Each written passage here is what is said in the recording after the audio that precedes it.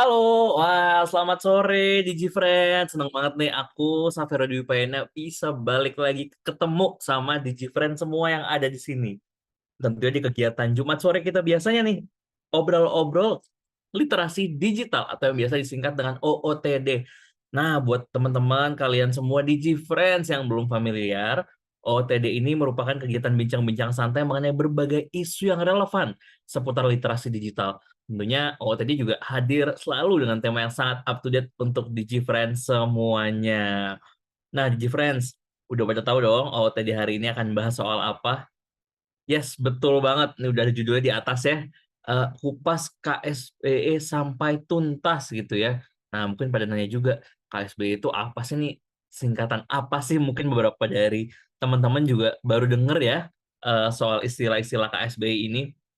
Nah, DigiFriends, di tengah semakin luasnya nih jangkauan internet, canggihnya perkembangan, dan penyebaran teknologi informasi, serta populernya orang-orang kan sekarang pada pakai media sosial ya.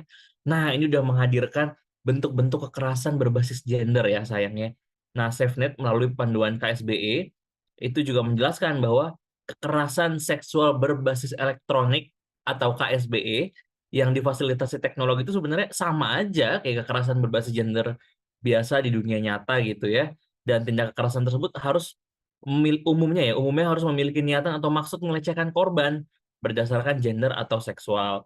Nah, Komnas Perempuan juga mengistilahkan si KSBE ini sebagai salah satu jenis kekerasan seksual yang menggunakan sarana siber dalam tindak kejahatannya. Adapun di bentuk-bentuk pendekatan untuk eh, dayanya itu ada bisa cyber grooming, cyber harassment, hacking, konten ilegal, pelanggaran privasi, ancaman distribusi foto atau video pribadi, pencemaran nama baik, dan rekrutmen online. Dan mungkin dalam kurun waktu Mei 2020 sampai Desember 2023, ya kurang lebih sekitar 3-4 tahun belakangan ini, Komnas Perempuan itu nerima 2.776 kasus kekerasan terhadap perempuan berbasis elektronik. Dan di akhir 2023 sempat viral juga unggahan perempuan yang tiba-tiba menerima panggilan video dari nomor nggak dikenal dan kaget saat menerima video tersebut itu tiba-tiba ada laki-laki yang menunjukkan alat vitalnya gitu. Nah, modus ini bisa juga dikenal dengan video call seks atau VCS ya, yang berujung pada pemerasan dan tindak kriminal lainnya. Jadi bayangin dari asal ngangkat telepon yang kita niatnya baik, tapi ternyata malah disalahgunakan. Nah, pengalaman korban tersebut tuh harus jadi alarm buat kita semua bahwa literasi digital itu memang memegang peran penting dalam memberikan pemahaman dan keterampilan untuk masyarakat nih menghadapi dan mencegah terjadinya KSBE. Dengan apalagi sekarang penggunaan internet tuh meningkat terus ya, dan media sosial juga penggunanya makin hari makin banyak. Jadi penting nih buat tiap individu yang memiliki eh, tiap individu untuk bisa punya kecakapan dalam mengenali dan menghindari nih resiko kekerasan online.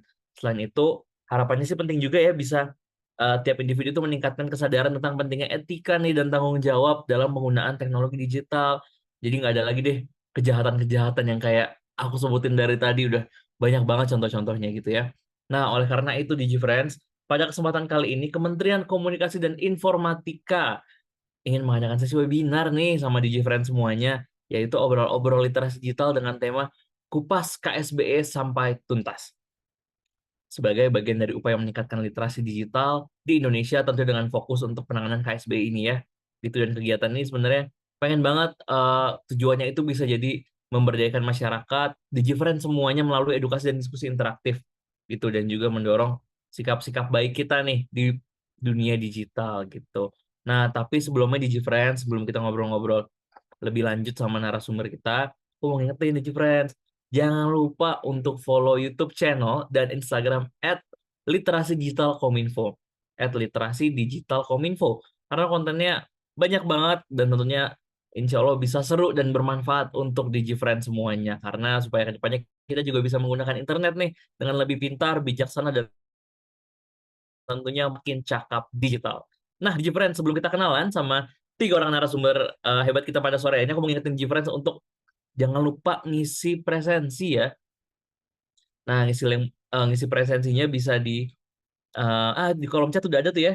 Jangan lupa untuk isi link presensi s.id garis miring hadir OOTD 06 0924 gitu. 06 0924 ya tanggal hari ini. Jadi s.id garis miring hadir 06 0924. Friends, jangan lupa diisi ya link presensinya. Link presensinya bisa diisi sekarang maupun nanti sambil kegiatan berjalan. Kayaknya udah capek mungkin dengerin aku ngoceh. Dan langsung aja aku pengen kenalin nih 3 orang narasumber hebat kita yang di GFriends. Pokoknya bisa banyak banget belajar deh soal topik-topik keren hari ini. Dan yang pertama ada Editor in Chief Digital Mama ID, Mbak Catur Ratna Wulandari. Selamat sore, Mbak Catur. Selamat sore, Mbak Mas Ratna, Alvero. Mbak Ratna, Selamat sore salam kenal, Mbak semuanya. Ratna. Salam kenal. Iya. Mbak Ratna, makasih banyak ya udah nyempetin waktunya buat sharing sore hari ini sama DigiFriends semuanya di sini. Saya yang senang, terima kasih sudah mengundang untuk bisa cerita-cerita bersama teman-teman semua di sini. Terima kasih banyak Mbak Ratna, dan abis itu kita akan ngobrol-ngobrol banyak tentunya ya dengan Mbak Ratna. Dan selanjutnya aku mau kenalin narasumber kita yang kedua, yang paling ganteng karena satu-satunya narasumber pria di sesi sore hari ini, yaitu Koordinator Divisi Konten Kreatif dari Siberkreasi, Mas Oktora Ira Hadi. Selamat sore Mas Oktora. Selamat sore semua DigiFriend dan juga rekan-rekan yang budiman, baik hati, dan tidak sombong. Amin. Aduh, tuh aminnya kenceng banget Wah. tuh. Mas Oktora, makasih banyak ya udah nyempetin waktunya buat berbagi Thank hari you ini. juga udah diajakin. Iya, terima kasih. Dan selanjutnya aku mau kenalin juga Community of Practice dari kreator konten kesehatan reproduktif Siklus Indonesia, Mbak Putri Khatulistiwa. Selamat sore, Mbak Putri. Halo, selamat sore semuanya. Terima kasih loh sudah diundang. Mbak Putri dengan sangat Seneng banget. senang hati. Makasih Mbak Putri udah berkenan sharing-sharing nih sama DigiFriends semuanya yang ada di sini. Oke, nah Sama-sama. terima kasih Mbak. Nah itu dia DigiFriends, 3 orang narasumber hebat kita, ada Mbak Ratna, Mbak Putri, serta Mas Oktora ya. Nah nanti kita kan akan ngobrol-ngobrol seru nih, ngobrol-ngobrol panjang. Dan selama nanti ngobrol-ngobrol itu DigiFriends kalau mau nanya-nanya boleh banget. Tinggal ketik nanti di kolom chat, DigiFriends namanya siapa, mau nanya ke siapa, dan isi pertanyaannya apa. Simpel banget, jadi benar-benar cuma tulis namanya siapa, mau nanya ke siapa, terus pertanyaannya apa. Itu bisa DigiFriends lakukan sepanjang kegiatan berlangsung. Jadi silahkan aja sambil kita ngobrol-ngobrol, DigiFriends juga bisa nanya, sharing, diskusi di kolom chat ya, gitu. Dan jangan lupa tadi sambil diisi juga tuh link presensi s.id garis miring hadir OOTD 060924. Nah, titip ya DigiFriends ya, jangan lupa diisi untuk itu. Nah, kalau gitu aku untuk sore hari ini pengen langsung ngobrol-ngobrol banyak nih soal tema kita KSBE gitu ya. Dan mungkin untuk sebagai background gambaran dulu, aku mau nanya dulu sebenarnya ke Mbak Ratna nih. Eh, apa aja sih sebenarnya bentuk-bentuk kekerasan seksual itu yang umum terjadi di ranah digital, karena kita konteksnya lagi KSB ya gitu, dan apa dampak psikologis serta sosial bagi korban kekerasan seksual yang berbasis teknologi, berbasis elektronik ini gitu. Silakan Mbak Ratna. Oke, terima kasih Mas Alvero. Mungkin di sini ada yang sudah familiar dengan KSBE, kekerasan seksual berbasis elektronik. Tapi juga mungkin ada yang familiarnya mendengarkan sebelumnya KBGO, kekerasan berbasis gender online. Emang du dulu sebelum ada kita punya undang-undang yang menyebut KSBE itu juga dipakai istilah kekerasan siber gitu ya, kekerasan siber berbasis gender. Ini sebutan-sebutan yang sekarang akhirnya karena kita sudah punya undang-undang TPKS dan di situ disebutkan ada klausul KSBE, kekerasan seksual berbasis elektronik, kita jadi punya sepakat nih. Jadi oh KSBE.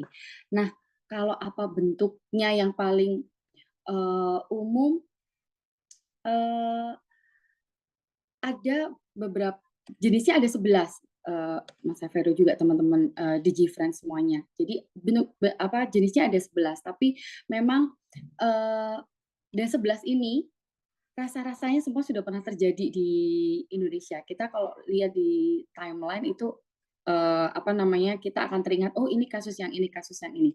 Salah satunya yang kemarin sempat rame adalah stalking. Ini orang banyak yang nggak ngeh ya, stalking emang masuk ya, tapi kalau kita lihat di timeline waktu itu rame diguntingnya mulai SMP sampai dia udah kerja. Masih ingat nggak tuh? Ada seorang perempuan di Surabaya. Total ada 15 tahun dia dikuntit secara online, tapi yang membuat ini menjadi lebih berbahaya karena hal-hal perilaku di online ini akhirnya bisa ke offline juga loh. Yang dikuntit ini tadinya cuma like, tapi kemudian dia selalu komen yang pertama, lalu lama-lama dia ngirim gambar, dia selalu menunjukkan keberadaannya di dunia maya, menunjukkan keberadaan bahwa aku ada di sekitar kamu, aku selalu ada, saat kamu online aku ada, aku melihatmu. Lalu dia kirim makanan, dia kirim karangan bunga, dia kirim foto, dia kirim video. 15 tahun bayangkan itu kan mengganggu sekali. Akhirnya diusut sama polisi, ini stalking. Lalu ada juga child grooming.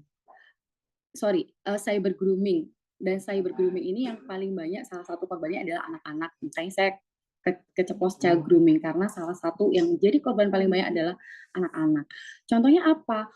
Grooming ini tuh kita dibikin diperdaya gitu ya secara online. Jadi biasanya awalnya karena kita suka curhat di timeline gitu ya, betapa kita sedang lemah gitu, tidak berdaya, lagi sendirian, lagi lonely, butuh teman, ini itu. Akhirnya ada orang yang mendekati lewat DM, terus menawarkan bantuan, menawarkan tempat curhat, akhirnya nyaman, lalu akhirnya tergantung, sampai akhirnya PAP dong, tapi PAP-nya yang nggak pakai baju. Mintanya PAP dong bagian alat kelamin misalnya, yang kayak PAP gitu. ini maksudnya minta foto gitu berarti, Mbak ya? Iya, betul, Oke. minta foto ya, zaman sekarang kan nyebutnya PAP ya, minta PAP. Ya, Nah, minta pap ya bilangnya ya. PAP. betul. Nah, anak-anak itu sekarang jadi korban grooming yang cukup tinggi. Kenapa? Karena game online kita sekarang ada fitur chat. Ada fitur chat, ngobrol-ngobrol di game online, ngobrol-ngobrol di mana namanya di aplikasi game, terus pindah jadi tukar-tukaran WhatsApp, jadi tukaran nomor telepon, akhirnya komunikasi itu berlanjut. Jadilah grooming itu tadi. Lalu ada juga yang cukup banyak orang menyebutnya revenge porn ya, tapi sebenarnya istilah ini tuh udah nggak kurang pas gitu, karena kalau kita ngomongin revenge porn kan kesannya seseorang tuh pantas diperlakukan seperti itu karena dia sudah melakukan kesalahan sebelumnya. Nah, sebenarnya namanya ini adalah non consensual intimate image atau NCII. Nah, ini biasanya banyak kasusnya itu karena dalam hubungan, ini contoh ya, misalnya lagi pacaran terus minta putus, yang salah satu pihak tidak mau diputusin, akhirnya dia mengancam dengan ya udah gambar-gambar kemarin-kemarin dia sudah simpan gambar, ngambil gambar, disebarkan untuk menekan gitu ya. Nih, kamu kalau aku balas nih, kalau kamu nyakitin aku bisa balas kamu dengan cara seperti ini. Ini yang banyak juga terjadi dan modusnya sekarang luar biasa, makin makin sadis kalau aku bilang. Karena ternyata kemarin lihat di timeline juga ada grup Telegram yang isinya itu adalah mengumpulkan si orang-orang yang pengen revenge porn. Kamu kalau mau revenge porn ke mantanmu, sini, gambarnya kasih sini, kita akan viralkan. Ini kan udah nggak kebayang loh, kok bisa orang seperti itu. Tapi ternyata zaman sekarang begitu. Salah satu kenapa? Karena di dunia maya kita bisa orang bisa berlindung di balik anonimus. Karena nggak kelihatan, karena tidak bisa dilacak, sulit dilacak, sehingga dia bisa berkelakuan. Kita kalau ngelihatnya ini tuh kalau kita ketemu langsung orangnya, apa iya sih seberani itu gitu. Ternyata di balik anonimus itulah orang bisa kelakuannya nih bisa di luar nalar banget gitu. Lalu ada juga yang sextortion. Ini pemerasan seksual. Kalau kita lihat beberapa tahun lalu mungkin ya, ada HRD yang, "Oke, kamu mau diangkat pegawai tetap, tapi aku mau dong dikirimin ini dulu, gambar PAP lagi, tapi yang nggak pakai baju."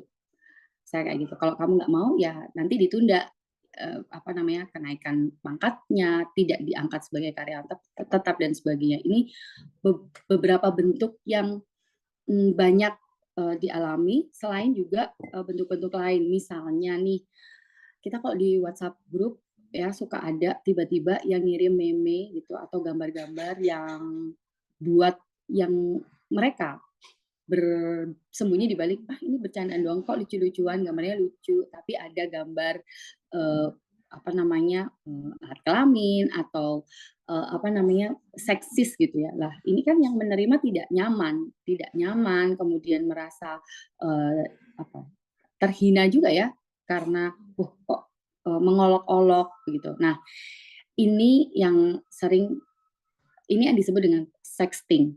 Ini yang sering terjadi karena mengunggah gambar nuansanya itu seksual gitu, dan akhirnya dianggap dia berharap dianggap lucu, dianggap wajar, padahal itu menimbulkan ketidaknyamanan bagi yang menerima. Mungkin itu Mas Savero yang banyak terjadi ya. Kita bisa sharing nanti, pengalaman-pengalaman di GFriends. Benar-benar.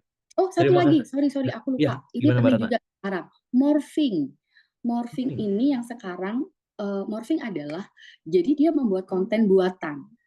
Ini yang merebak setelah banyak deepfake. Oh. Deepfake ini jadi, tubuhnya bisa orang lain, tapi digambar muka seseorang lalu disebarkan. Nah, ini morphing yang Taylor Swift sudah kena, kemudian, politisi banyak banget, tapi yang nuansanya seksual Taylor Swift sudah kena, lalu kemarin orang biasa, maksudnya bukan selebriti, bukan seseorang, tapi dibikin begitu untuk kemudian disebarkan dan dipermalukan. Ini morphing. Dan dampaknya apa? Dampaknya adalah, orang jadi menarik diri, secara, dia nggak percaya lagi dengan platform digital, dengan platform teknologi ini kayaknya jahat banget ya, akhirnya menarik diri, dia menutup akses informasi, dia jadi nggak mau tahu dengan apa yang terjadi, dia tutup akun dan sebagainya. Belum lagi depresi, kemudian dia mengalami, eee tekanan batin gitu ya, yang akhirnya berdampak pada finansial, ada yang berhenti bekerja dan sebagainya. Sekarang orang nagih pinjol aja nyebarin gambar model-model morphing, model-model gambar-gambar yang gambar-gambar yang sudah dimanipulasi gitu ya, akhirnya dia harus keluar dari pekerjaannya, kehilangan sumber penghidupannya. Itu dampaknya. Dan satu lagi yang, mengkhawatirkan adalah hal-hal yang terjadi di ruang digital ini kemudian bisa dibawa ke offline juga. Ancaman pemerkosaan di ranah digital tuh pada akhirnya bisa membuat seseorang mengancam secara, offline gitu. Di dunia nyata juga jadi keseret-seret. Gitu Mas Savero. Baik, terima kasih banyak Mbak Ratna. Wah, ini pencerahan banget ya buat kita semua. Jadi memang walaupun sebenarnya hal-hal kayak gini terjadinya online, tapi justru itu bisa mempengaruhi hidup orang-orang yang secara nyatanya gitu ya, secara Betul. langsung, nggak cuma di online aja. Jadi hati-hati ya, di GFriends, dan jangan sampai kita menjadi korban, apalagi jadi pelaku ya. Jangan sampai deh gitu. Terima kasih Mbak Ratna udah ngasih penjelasan yang lengkap banget. Jadi kita semua punya perspektif yang sama terkait KSBI ini ya gitu. Nah, selanjutnya mungkin aku pengen discuss dengan Mas Oktora. Nah, Mas Oktora, KSBI ini kan sebenarnya banyak orang mungkin yang nganggep ini identik dikaitkan kepada perempuan sebagai korbannya ya. Tapi ternyata KSBI itu kan nggak cuma perempuan doang yang kena, laki-laki kan juga bisa aja Ya, menjadi korban dari KSBI ini. ya. Menurut Mas Oktora gimana soal itu? Sayang sekali tidak ada Komnas HAM untuk pria ya. Maksudnya ini ya kan, kalau biasa ada Komnas perempuan gitu ya. Yes, ini Komnas pria gitu ya. Kenapa? Karena kalau lihat data di online, semua tulisannya mengenai wanita. Yang jadi korban tuh wanita semua gitu. Saya baru buka kok. Jadi sebelum kita mulai ini, saya jadi kayak buka-buka gitulah, riset sedikit lah ya. Apa yang bisa saya lihat gitu. Dan memang kenyataannya yang ada saat ini itu kan pindah aja dari offline ke online gitu. Jadi pada dasarnya semuanya udah ada sejak zaman dulu. Memang ya, yang namanya Indonesia ini pinter banget bikin singkatan-singkatan yang bikin kita bingung gitu kan. Tadi udah dijelasin juga sama Mbak Catur gitu kan. Nah, kalau saya ngelihatnya gini, sampai detik ini, kalau kamu misalnya iseng gitu ya, buka saya punya DM di Facebook, atau di Instagram gitu, atau di ya sosial media lain gitu, itu banyak orang mau kenalan gitu. Cakep-cakep gitu ya, mau kenalan cakep-cakep. Which is menurut gue jadi nggak meyakinkan gitu. Siapa gue gitu kan, quote unquote nih.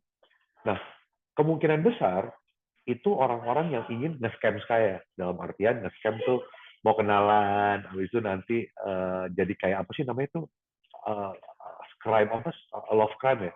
Terus saya lupa lagi singkatan-singkatannya bikin sakit kepala. Dia mau nipu saya, kenalan, nanti apalah macam-macam gitu ya. Jadi kalau saya sendiri ngelihatnya, nggak cuma cewek dong, cowok juga harusnya juga sadar gitu bahwa ada banyak hal yang berbahaya sebenarnya, terutama di kita bicara KSBE ini ya, karena mungkin di otak kita berpikirnya yang rugi itu cewek. Sebenarnya nggak begitu juga, laki-laki juga dirugikan gitu dengan hal seperti ini. Gitu. Nah, itu contoh aja. Baik, Kak Oktora. Berarti memang nggak cuma lagi-lagi sebenarnya ini nggak cuma perempuan ya. Kalau bahkan Kak Iya Oktora dong, udah nggak apa udah mungkin belum mengalami tapi hampir mengalami ya. Hampir menjadi korban juga karena udah tahu modus-modus kayak gitu tuh banyak ya. betul banget. Ntar Yuk, so kenalan lah gitu.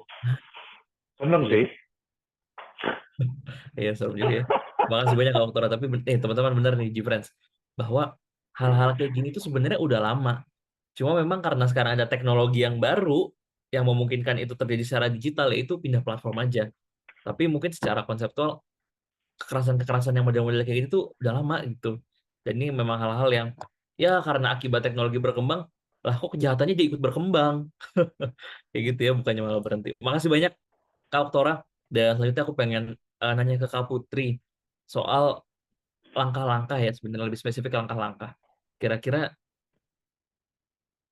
ada nggak sih Kak, atau apa sih langkah-langkah yang bisa diambil oleh tiap-tiap orang, oleh kita semua, untuk kita bisa ngelindungi diri kita dari KSBE yang kadang kita bahkan nggak sadar itu dilakukan gitu.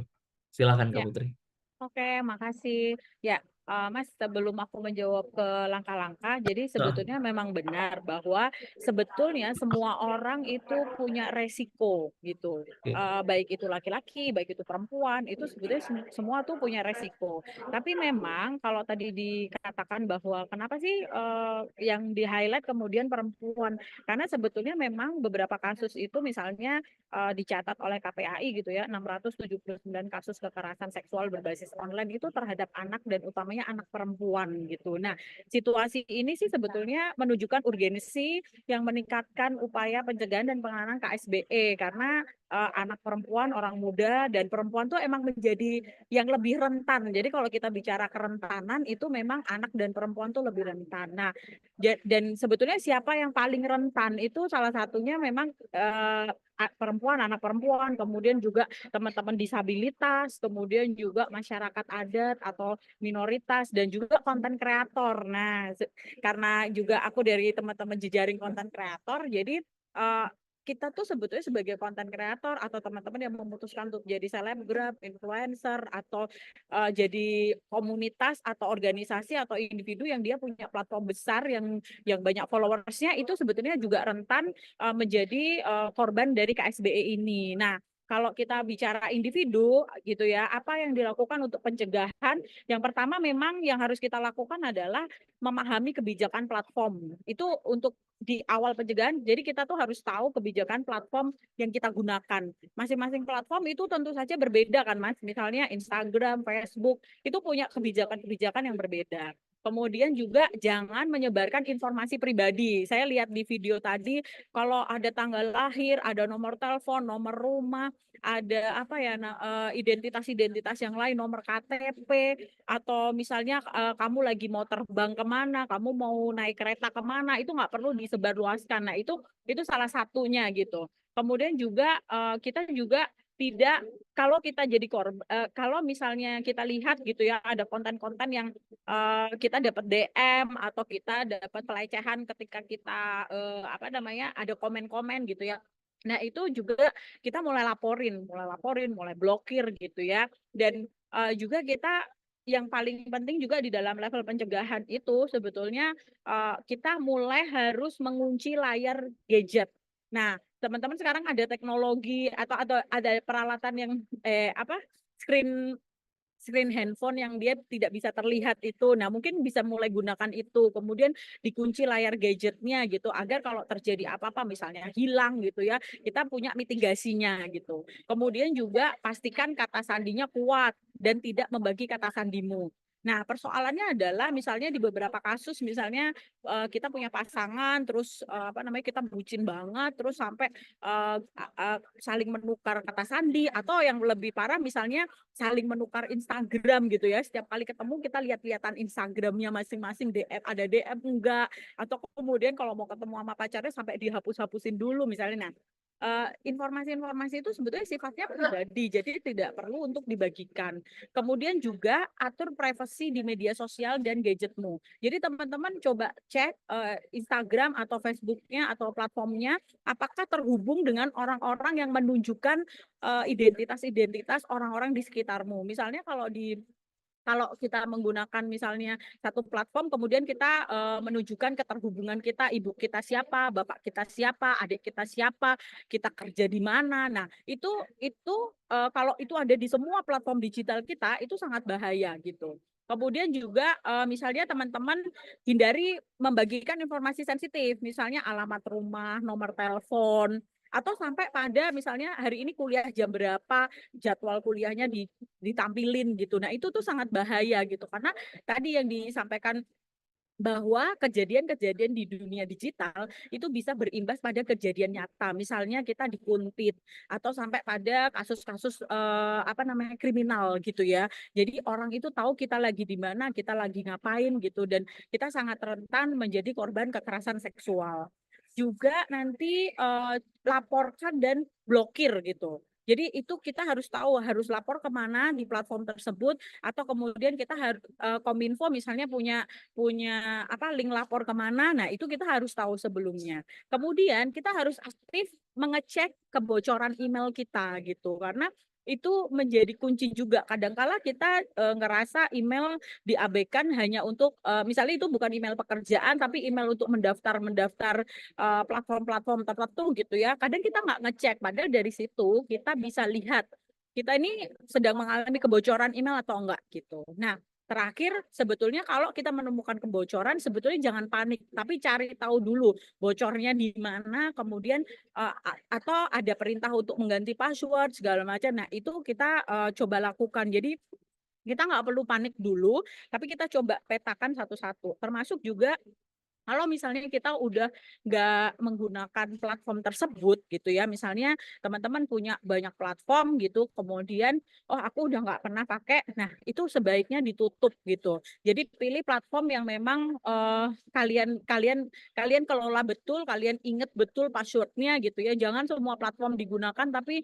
kemudian kita lupa gitu passwordnya apa. Kemudian juga yang paling parah adalah misalnya menggunakan semua platform terus kemudian identitas kita tuh sangat jelas di semua platform itu gitu. Nah, apa yang sudah kita posting, apa yang sudah kita bagikan gitu ya, itu tentu saja itu menjadi problem bisa hari ini maupun di masa depan karena misalnya kita bisa hapus tapi belum tentu itu terhapus di dalam sebuah sistem gitu. Nah, balik lagi bahwa tubuh kita gitu ya di dunia digital itu sama dengan tubuh digital gitu. Jadi apa yang kita representasikan di dalam digital itu jangan sampai itu sesuai dengan ketubuhan kita hari ini di dunia nyata gitu. Kalau sampai begitu nanti orang akan sangat mudah atau kita sangat rentan untuk menjadi korban kekerasan seksual di dunia cyber.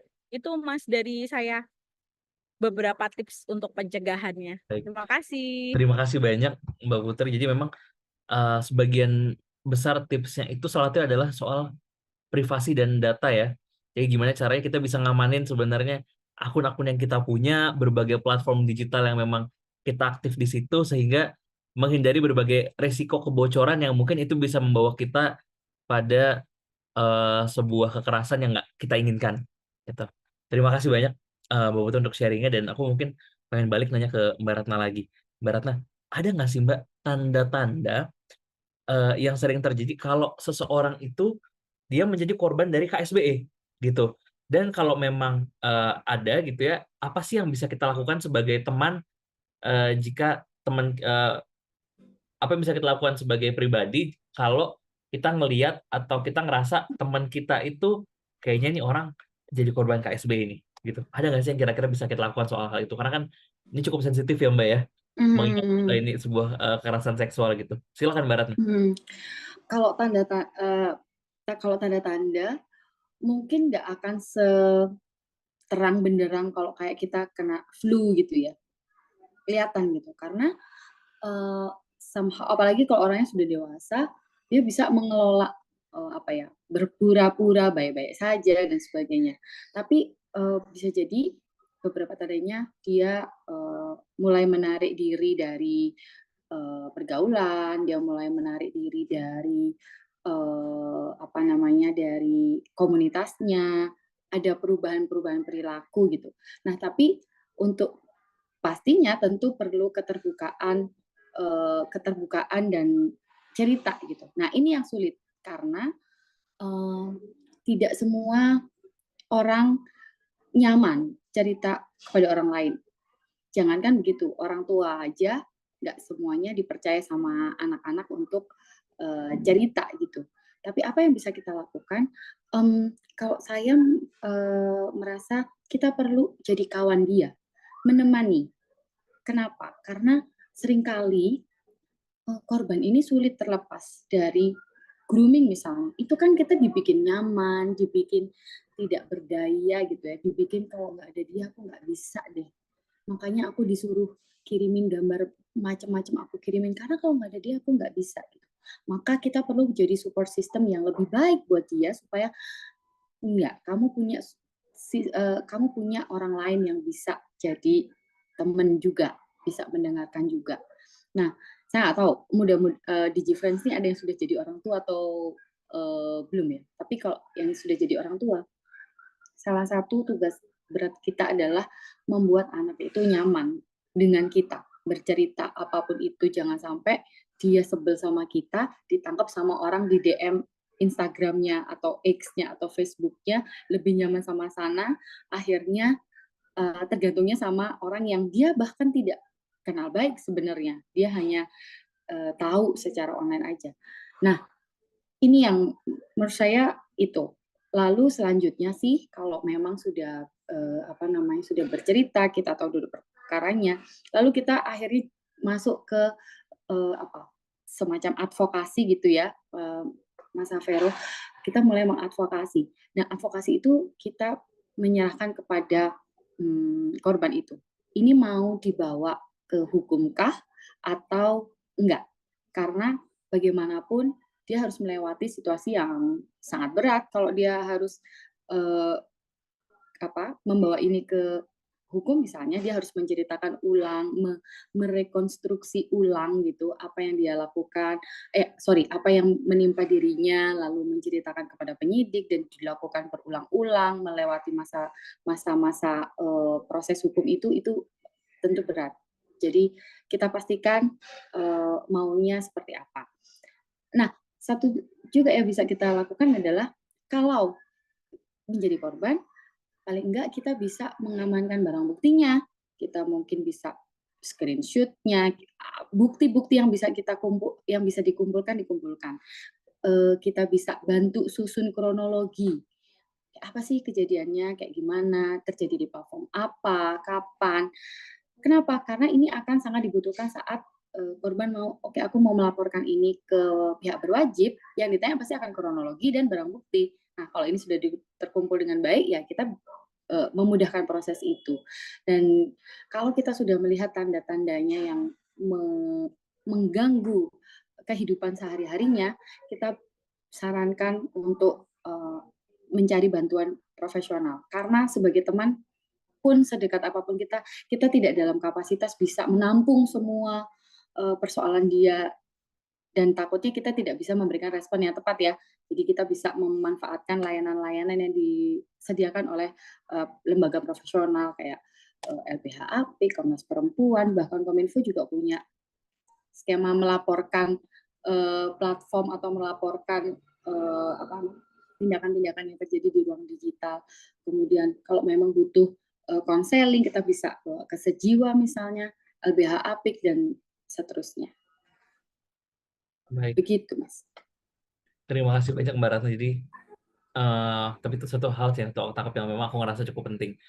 Walaupun kadang kita ngerasa kita bisa ngebantu teman kita dengan dengerin cerita, ngasih pendapat, tapi justru itu ujiannya ya, harus hati-hati karena jangan sampai pendapat kita itu malah membawa orang tersebut ke arah yang makin parah. Jadi memang baiknya diarahkan untuk konsultasi dengan profesional ya Mbak ya? Ya, kalau saya sih udah begitu. Karena kalau kita cerita juga, satu takut sarannya tidak salah, terus kadang-kadang overwhelm ya yang diceritain tuh. Kadang kayak kita jadi, "Aduh kan udah aku kasih saran kok masih nanya-nanya lagi." Capek akhirnya bukannya baik jadi berantem. Jadi kalau memang sudah membutuhkan konseling dan sebagainya, banyak layanan yang bisa dimanfaatkan. Baik, terima kasih banyak Mbak Ratna, dan mungkin aku akan beralih ke Mas Oktora. Nah, Mas Oktora, kalau menurut Mas Oktora, siapa sih kelompok yang paling beresiko nih untuk menjadi korban KSBE, dan apa yang menjadi faktor-faktor penyebab terjadinya KSBE secara umum ini menurut Mas Oktora? Silakan Mas. Menurut saya Iya, mau iya. buat sedikit berbeda boleh ya, biar nggak semua ke cewek semua gitu. Boleh nggak ya? Boleh ya, Mbak Catur. Oke, pada dasarnya gini kalau cowok itu kan dari kecil dilatihnya nggak boleh banyak eh, ngeluh ya. Nggak tahu deh, Savero ngerasain itu atau enggak. Betul. Jadi Ngerasa. banyak laki-laki yang nggak ngeluh gitu, nggak cerita kemanapun. Jadi sebenarnya kalau melihat secara lebar ya, sorry nih ya, aku ngeliatnya lebar banget nih ya. Kenapa banyak banget kita sekarang lihat LGBTI dan segala macam gitu. Salah satunya adalah itu. Jadi kalau teman-teman sadar bahwa kenyataan di lapangan itu yang grooming itu betul. Jadi laki-laki di grooming sama laki-laki gitu. Terjadilah seperti itu. Ini sorry ya, aku ngomong apa adanya. Jadi memang cowok-cowok jarang untuk sharing. Dan buat laki-laki, sharing itu lemah. Boleh dicek ke teman-teman yang cowok-cowok gitu ya. Nah, padahal di masa sosial media dan teknologi segitu hebatnya gitu ya, kita tuh sekarang lagi berhadapan dengan namanya mental health issue. Karena kita melihat rumput tetangga selalu lebih baik daripada rumput kita sendiri. Selalu seperti itu.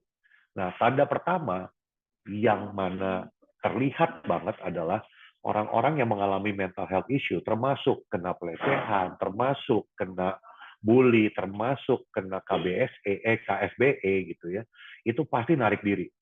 Nah, maka dari itu penting untuk punya support system yang baik lah. Support system saya bilang keluarga sebenarnya. Jadi yang paling besar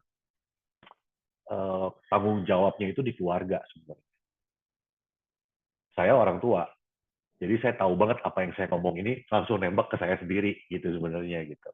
Jadi siapa kelompok paling rentan? Tentu saja cewek. Tentu saja lah ya, kita ngomong apa adanya. Tentu saja cewek. Gitu. Tapi tidak tertutup kemungkinan bahwa pria-pria pun, laki-laki di luar sana pun kena nih KSBE. Mungkin nggak cerita aja dan nggak ada Komnasnya juga gitu. Nah itu hal-hal yang menurut saya perlu kita pertimbangkan bersama gitu ya. Kalau kita bilang bukan mau adu-aduan mana lebih rentan nih ya, ngapain kita ngadu hal seperti ini gitu. Tapi pada dasarnya gini, kita mesti melihat dari segala sisi untuk hal ini gitu. Karena memang orang yang udah kena gitu pasti diem. Dia lagi diancam juga gitu ya, quote unquote dia lagi diancam nih. Dia udah pernah nggak punya teman pacaran toksik gitu, tapi tetap nahan terus, putus nyambung. Kok bisa ya? Namanya juga hati, siapa yang tahu sih gitu. Ini contoh-contoh sederhana yang menurut saya kita kalau ngelihat KSBE ini mesti luas banget gitu. Belum lagi kita ngomong nanti ya, hukum tumpul ke bawah, tajam ke bawah, tumpul ke atas. Nah itu juga udah cerita lain lagi tuh, gitu. So, kira-kira gitu, Savero. Jadi semuanya rentan sebenarnya. Tapi yang pasti umur ya. Kalau kita ngomong umur, saya rasa itu di umur 12 tahun tuh udah rentan banget. 12 sampai mungkin 25 tahun lah. Karena kalau umur 25 tahun ke atas sudah bisa ngelawan sendiri biasanya.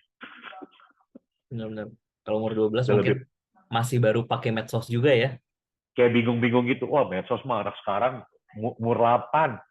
Kita nggak tahu aja. Makanya kita nggak, kalau saya ngajarin anak saya, boleh lu punya medsos, tapi cerita anything gitu. Gitu Baik. kalau aku ya. Nah, terima kasih banyak Mas Oktora gitu ya. Jadi, Agak mantap banget maaf nih perspektifnya. kalau agak beda, maaf nih ya. Nggak apa-apa kan ini menurut Mas Oktora ya gitu ya. Iya. Oke, selanjutnya mungkin beralih ke Mbak Putri. Mbak Putri, apa sih tantangan yang dihadapi dalam upaya meningkatkan literasi digital, terutama konteksnya dengan pencegahan dari KSBI itu sendiri? Ada nggak sih tantangan-tantangan tertentunya? Silakan Mbak Putri. Ya, kalau tantangannya sih sebetulnya memang yang pertama pemahaman, aku nyambung ke dua narasumber sebetulnya memang benar. Jadi pemahaman atau pengetahuan terkait dengan isu kekerasan seksual itu juga menentukan gitu ya, bagaimana ketika kita bersikap baik di dunia digital maupun di kehidupan secara langsung gitu ya. Nah, juga kemudian kalau kita ngomongin kekerasan seksualnya, kemudian juga tantangan berikutnya adalah sebetulnya juga kita itu masih sangat minim misalnya eh, apa namanya informasi terkait resiko-resiko ketika kita memutuskan untuk bermain atau menggunakan platform digital. Misalnya kita bicara apakah kita punya kesadaran bahwa kita punya resiko menjadi pelaku atau menjadi korban KSBE gitu. Nah, itu yang pertama. Jadi bisa aja semua orang tuh terpeleset menjadi pelaku dan bisa aja semua orang itu berpotensi menjadi korban gitu ya. Kemudian juga apakah kita gitu ketika memutuskan bermain platform digital kita sudah tahu misalnya resiko hukumnya. Kita tahu di negara kita tuh punya beberapa aturan hukum gitu ya. Misalnya ada undang-undang ITE, kemudian undang-undang TPKS, di tindak pidana kekerasan seksual gitu ya. Kemudian juga info berikutnya adalah apakah ketika kita bermain platform digital, ini yang selalu saya diskusikan dengan teman-teman konten kreator untuk isu kesehatan reproduksi, kita harus punya mitigasi resiko kalau misalnya nanti terjadi apa-apa, baik itu platform kita maupun konten kreator di balik platform tersebut gitu. Karena tadi konten kreator menjadi pihak yang juga beresiko menjadi korban KSBE gitu. Nah, juga sebetulnya tantangan berikutnya adalah seberapa tahu sih kita terkait dengan link-link aduan untuk di dalam platform itu gitu. Misalnya kita ada apa namanya panduan komunitas gitu ya yang di masing-masing platform itu berbeda. Kemudian kalau kita jadi korban pelecehan atau kita ada jadi korban apa namanya kita bisa melaporkan di link-link aduan tersebut yang punyanya si platform yang kita punya akun di situ gitu. Nah, kemudian yang terakhir sebetulnya seberapa paham sih gitu ya kita terkait misalnya informasi aduan yang bisa bantuin kita dari sisi hukum. Kemudian dari sisi teknologi gitu, kemudian juga dari sisi pendampingan psikologi gitu ya, atau kemudian juga kalau kemudian kasus-kasusnya itu sampai pada isu kekerasan seksual yang sifatnya fisik gitu ya, bagaimana kemudian kita harus datang kemana gitu. Nah, itu juga menjadi masih tantangan gitu ya. Di lain sisi juga misalnya bagaimana model edukasi terkait dengan isu KSBE ini, pencegahan KSBE ini tuh bisa diterima dengan mudah gitu ya ke pengguna platform untuk di semua area gitu. Jadi karena balik lagi bahwa platform digital itu adalah tubuh digital kita gitu. Jadi merepresentasikan diri kita, maka kita harus sangat paham bagaimana kita membawa tubuh digital ini untuk aman agar tidak juga berimbas kepada kehidupan kita sehari-hari di dunia nyata gitu ya terkait dengan isu kekerasan seksual ini gitu. Nah, memang basic kenapa terjadi kekerasan seksual di dunia digital memang betul itu pasti berasal dari isi kepala kita gitu ya, isi kepala pelaku di dunia nyata yang kemudian sekarang mulai dipindahkan nih di dunia digital. Seolah-olah ketika itu dilakukan di dunia digital itu tidak terdeteksi. Apalagi kalau misalnya menggunakan akun-akun anonim atau misalnya menggunakan apa ya, sengaja menyamarkan identitas gitu ya, tidak menunjukkan profil-profil gitu. Nah, itu seolah-olah tidak terdeteksi. Nah, jadi sebagai PR-nya adalah bagaimana informasi-informasi terkait dengan isu-isu ini itu juga dipahami oleh pengguna platform digital agar ketika dia komen, ketika dia memposting sesuatu itu tidak punya niatan atau tidak sampai menggunakan istilah-istilah yang dia merujuk pada persoalan kekerasan seksual di dunia maya gitu atau di platform. Misalnya komen seksis. Tadi Mbak Catur Ratna sudah menyampaikan banyak contoh gitu ya dari misalnya komen-komen yang sifatnya melecehkan, kemudian juga penyebaran konten intim gitu ya tanpa tanpa persetujuan gitu. Kemudian juga misalnya tadi disampaikan di awal ketika di telepon video call waktu diangkat ternyata yang terlihat adalah organ reproduksi yang sengaja ditampilkan. Nah, jadi hal-hal tersebut itu menunjukkan bahwa minimnya pengetahuan tentang isu kekerasan seksual termasuk juga isu tentang ketubuhan gitu, ketubuhan orang di dunia digital. Jadi hal-hal itu harus jadi perhatian bersama kita semua dan sebetulnya itu memang jadi tanggung jawab kita semua gitu ya untuk kemudian saling mengingatkan, untuk saling edukasi gitu ya. Dan juga misalnya kita sudah tahu itu sangat mengganggu, kita juga bisa melaporkan gitu. Kita bisa membuat catatan laporan aduan baik ke platform maupun ke platform-platform ke aduan-aduan pemerintah. Mungkin itu. Baik, terima kasih banyak Mbak Putri. Mungkin ini sekaligus menyambung yang jawaban Mbak Putri ke Mbak Ratna. Mungkin Mbak Ratna kalau boleh sekalian juga kami ini di Gfriend semua ini mendapatkan pencerahan. Ada nggak sih tips-tips yang bisa dilakuin korban pasca dia mengalami KSBI ini? Terutama untuk korban ini bisa kembali menjalani rutinitas seperti sedia kala. Ada tipsnya nggak? Dan apakah hal tersebut masih memungkinkan ya untuk menjalani rutinitas seperti sedia kala serta setelah mengalami KSBI tersebut? Silakan Mbak Ratna. Baik, sebenarnya kalau ditanya tips ini, mungkin ini lebih ke kita ya, sebagai lingkungannya, bukan kepada korban kalau aku. Karena korban tuh udah sangat, apa ya, banyak banget yang dilalui gitu. Mungkin kita yang ada di sekitarnya kita bisa apa gitu. Tadi kita bantu, kita bikin support system yang cukup kuat buat dia melewati ini. Misalnya apa? Kalau udah tahu ada gambar tersebar, ya kita nggak usah ada yang punya filenya nggak usah kayak gitu. Udah, kita nggak usah ikut semakin menggelindingkan ini gitu. Justru bagaimana kita membantu dia untuk membuat hari-hari yang dilewati ini tidak menjadi lebih berat dan dia menjadi korban kedua kali, ketiga kali dan seterusnya. Lalu kita menjadi teman bicara gitu ya, yang bisa berbagi beban dia saat itu. Kalau apakah bisa kembali ke kehidupan semula, tentu itu bergantung pada case-nya juga. Kalau case-nya berat gitu, saya pikir perlu ada penanganan secara profesional supaya tidak jadi harmful gitu loh. Nah, kalau kita belajar dari beberapa kasus di luar sebenarnya, ada juga tanggung jawab platform juga, regulator ya, misalnya ini, right to be forgotten itu, saya merasa ini perlu juga nih kita sounding, karena kalau ini bisa berjalan gitu ya, ini akan membantu korban sekali.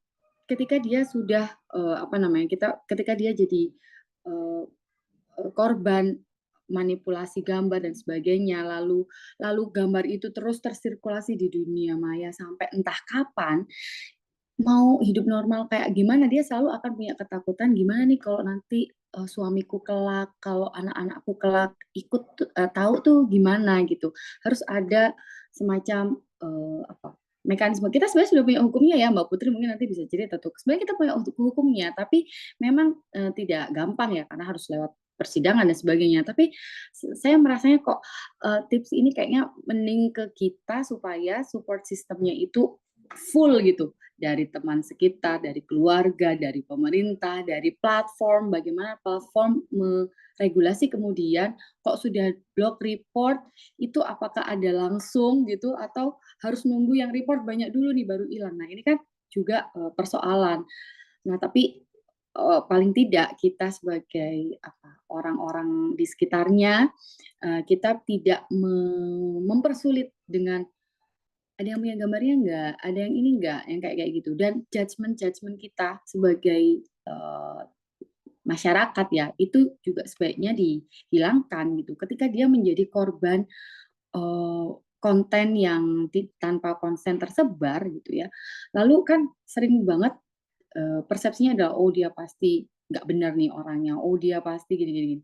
Nah ini yang perlu, judgement itu yang perlu, apa, kita perlu tahu soal, KSBI ini, supaya kita tidak gampang judgemental gitu. Kalau ada kayak gitu, dia tuh sudah jadi korban, udah kita nggak perlu menambah bebannya dengan, mensirkulasi lebih jauh atau justru, menambah label-label negatif gitu. Itu Mas Safero kok menurut aku. Baik, terima kasih banyak Mbak Ratna, dan mungkin sebenarnya harusnya ke Mas Oktora, cuma karena tadi kayaknya bisa disambung ya sama Mbak Putri mengenai hal-hal yang dijelaskan Mbak Ratna. Jadi mungkin aku sekaligus ke Mbak Putri dulu. Gimana sih Mbak Putri cara meningkatkan literasi digital di masyarakat memang yang untuk spesifik mengurangi resiko kekerasan di dunia digital gitu. Ya. Sekaligus kalau Mbak Putri ada tambahan soal apa yang disampaikan Mbak Ratna tadi, boleh banget. Silakan Mhm Mbak mhm. Putri. Ya, makasih, Mas. Jadi memang gimana sih cara meningkatkan, salah satunya memang kita tuh tahu bahwa sebetulnya di apa namanya, di digital kita itu banyak, konten kreator, selebgram, influencer, atau orang-orang atau platform-platform besar gitu ya, yang dia punya pengaruh terhadap followers-followersnya gitu. Nah, bagaimana juga mereka-mereka ini tuh juga teredukasi gitu terkait dengan isu ini gitu. Jadi ketika mereka membuat konten di platform digital mereka, mereka juga paham bahwa tidak boleh melakukan kekerasan seksual gitu di dunia digital gitu. Nah, kemudian juga penting juga saling membangun jejaring sebetulnya dengan para konten-konten kreator ini gitu, karena mereka punya banyak followers, banyak pengikut gitu ya, yang apapun yang dia pakai, apapun yang dia sampaikan tuh kadangkala itu diikutin gitu. Jadi kalau misalnya ada selebgram, ada influencer atau konten kreator yang dia mau speak up tentang isu-isu pencegahan kekerasan seksual, itu pasti bagus banget gitu. Jadi membangun kesadaran dari dunia digital gitu. Kemudian juga teman-teman misalnya nih kalau kalau memahami link-link aduan gitu baik di platform maupun link-link aduan yang disediakan gitu.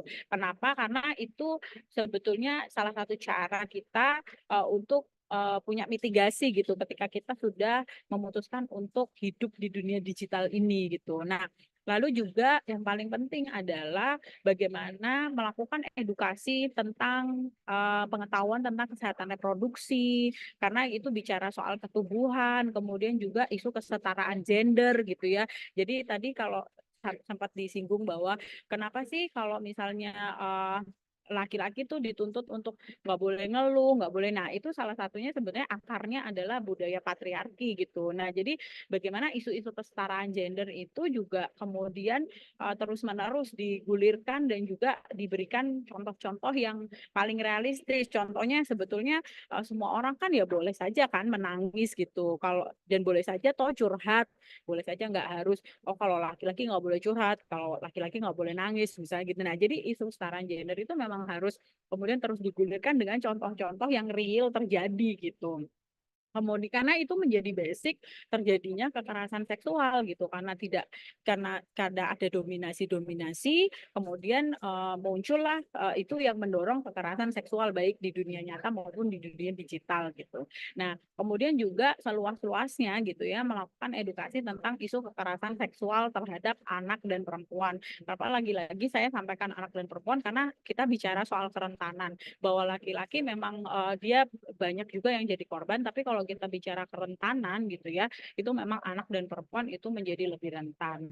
Nah, juga kita mungkin sering menemukan gitu ya di beberapa kasus, misalnya tadi nyambung ke Mbak Ratna, beberapa kasus misalnya kita atau saya misalnya korban kekerasan seksual, kemudian saya memviralkan gitu ya peristiwa itu, tapi yang misalnya teman-teman bisa lihat di media gitu, misalnya kenapa ya korban kok malah jadi dilaporkan gitu. Nah, balik lagi. Jadi kalau misalnya kita jadi korban itu kita simpen bukti-bukti dan tidak perlu diproses pindahkan ke teman kita, sahabat kita, orang tua kita gitu. Tapi itu disimpan dan kalau misalnya kita siap untuk memproses itu secara hukum, nah maka bukti itu akan kita gunakan untuk bukti pada saat proses hukum gitu. Nah, lalu kenapa sih kok ada yang dia udah jadi korban tapi kok dilaporkan balik ya sama pelaku gitu. Pelaku yang melakukan itu ke dia